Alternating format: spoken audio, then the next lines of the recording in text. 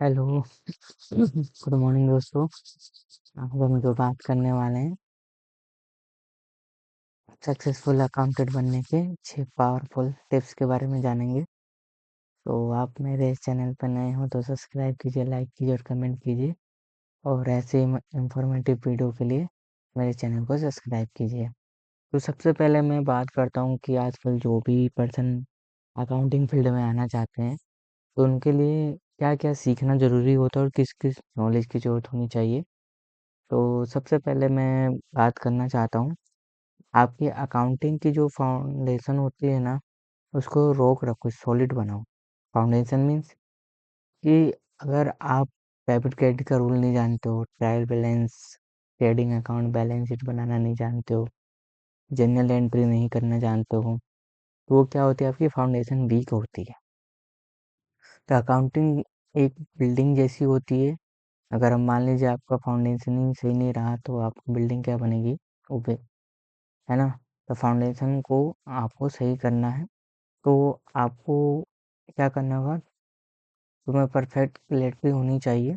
इसकी चीज़ के लिए डेबिट क्रेडिट का रूल आना चाहिए, जैसे ट्रेडिशनल अप्रोच कहते हैं, मॉडर्न अप्रोच कहते हैं। और उसके अलावा आपको जर्नल एंट्री आना चाहिए, लेजर पोस्टिंग करना आना चाहिए और ट्रायल बैलेंस और फाइनल अकाउंट पी&एल और बैलेंस शीट बनाना आना चाहिए। ये सब क्या होता है सर, मैनुअली काम होता है, बुक कीपिंग। आप जब बुक पढ़ते हो, ये सारा काम किस में होता है जी? जब आप किसी कंपनी की बुक कीपिंग करते हो तो यही सारा प्रोसेस है, आपको बुक कीपिंग करना होता है। ट्रांजैक्शन रिकॉर्ड करना, बैलेंस शीट बनाना, है ना, पेंडल अकाउंट बनाना। तो सबसे पहले अपने फाउंडेशन को मजबूत कीजिए, सॉलिड कीजिए। ठीक है। जब ये क्लियर हो जाता है आपका, तब आप जीएसटी पढ़िए, इनकम टैक्स पढ़िए और ऑडिट समझिए।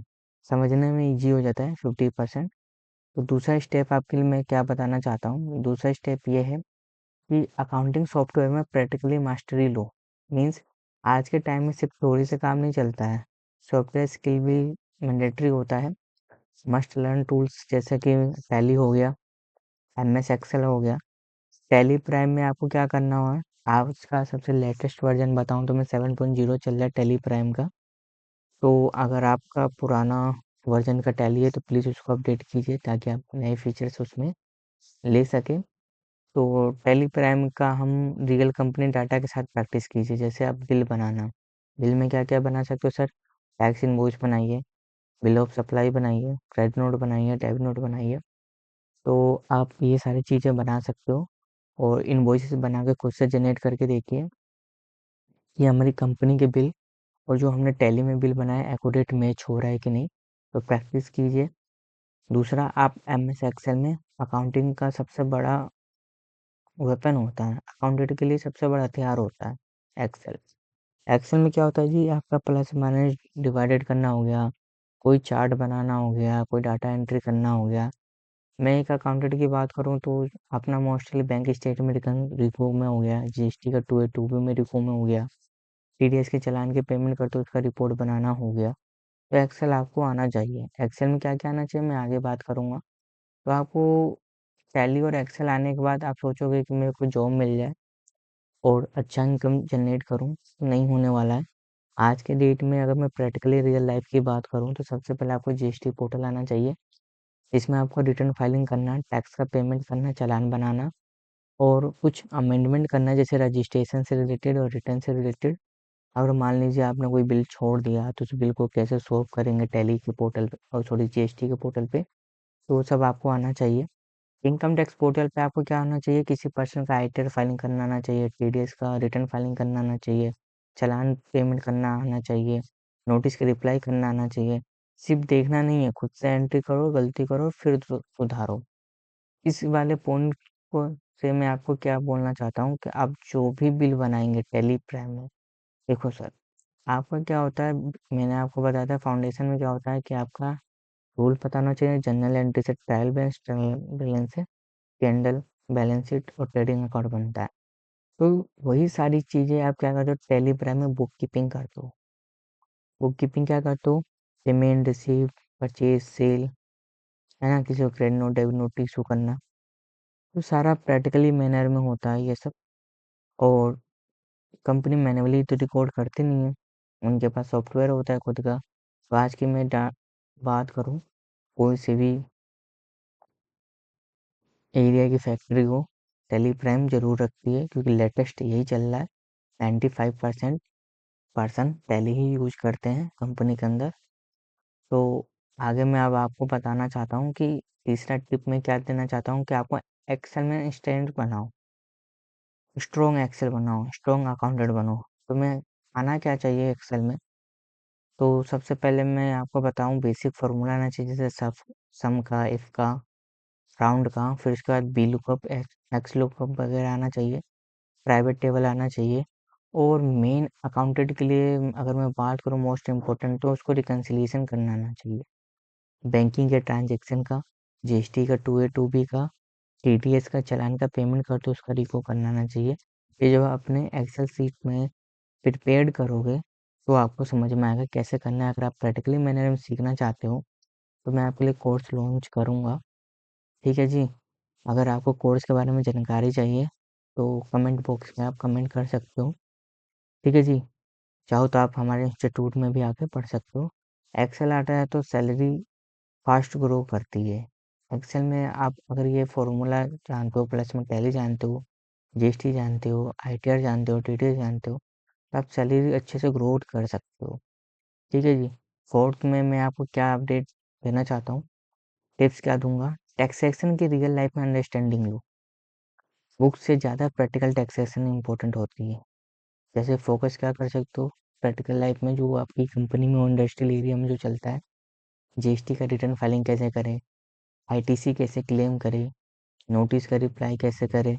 आईटीसी होता क्या है, आप मेरे चैनल को सब्सक्राइब करके मेरे वीडियो वाले सेक्शन में जाके आप वहाँ से आईटीसी इनपुट टैक्स क्रेडिट का वीडियो देख सकते हो, आप समझ जाओगे आईटीसी होता क्या है। टीडीएस का कैसे डिडक्शन करें, रिटर्न फाइलिंग कैसे करें, कुछ गलती हुआ तो कैसे सुधार करें, इनकम टैक्स में आईटीआर फाइलिंग क्या करें, आईटीआर की कंप्लाइंसेस कैसे होती है, ड्यू डेट्स क्या होते हैं। इन तीनों के लिए आपको जीएसटी का, टीडीएस का और इनकम टैक्स का ड्यू डेट पता होना बहुत ज़रूरी होता है।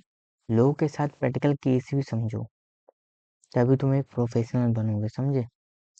पांचवा टिप मैं आपको क्या देना चाहता हूँ कि प्रैक्टिकल एक्सपीरियंस जरूरी है। डिग्री के साथ साथ कोर्स तभी काम आता है जब हैंड ऑन एक्सपीरियंस हो आपको। एक्सपीरियंस कैसे आता है, काम करने से। जैसे आप मान लीजिए कोर्स कर लिया आपने, आपको सोचोगे कि मैं शुरुआती सैलरी 20-30 हज़ार रुपये हो जाए, तो नहीं होने वाला है। आपको 12 से 14, 15 से 16 हज़ार पे काम करना होगा। तो कहाँ क्या कर सकते हैं आप ये सब कोर्स करने के बाद? कौन कौन सा कोर्स बोला मैंने, Tally, Excel, GST, TDS, ITR, है ना।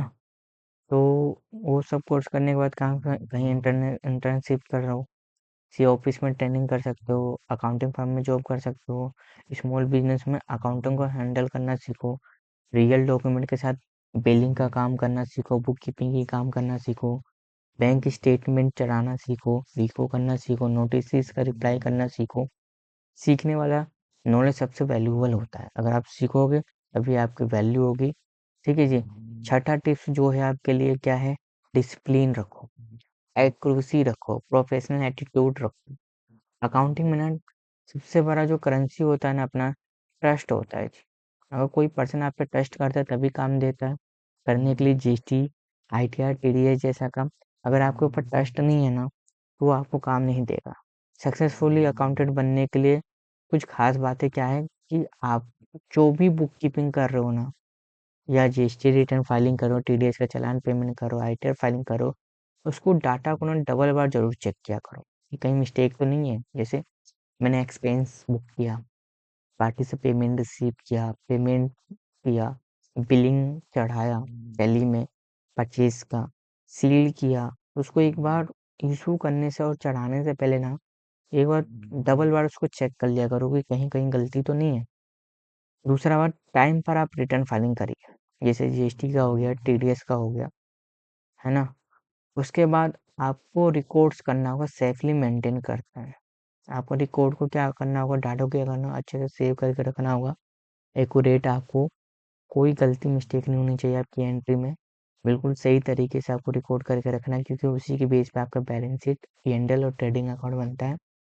क्लाइंट को क्लियर एक्सप्लेनेशन देते हैं, अगर मान लीजिए आप ये सब काम जानते हो तो अपने क्लाइंट बनाइए, जो भी उनके डाउट होते हैं उनको एक्सप्लेन कीजिए, है ना?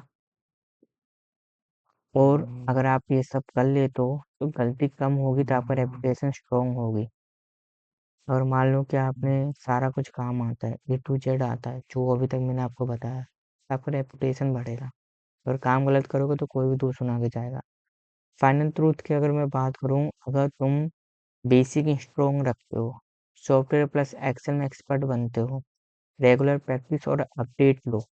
अपडेट जैसे मान लो जीएसटी में थोड़े बहुत चेंजेस होते रहते हैं, है ना? उसका अपडेट लिया करो।